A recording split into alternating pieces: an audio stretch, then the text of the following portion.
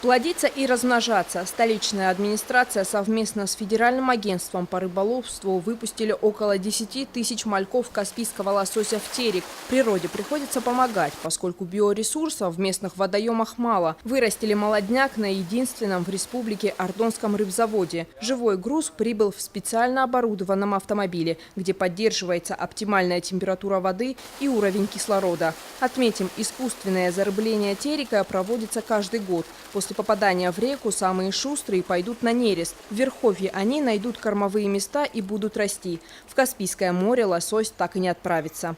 У нас плановый выпуск прошел, есть госзадание, мы его выполнили. У нас есть малек, то есть материал для выполнения госзадания следующего года. С кормами у нас все есть, никаких проблем нету. Как говорили в старые хорошие времена, 5-летку за 3 года выполним.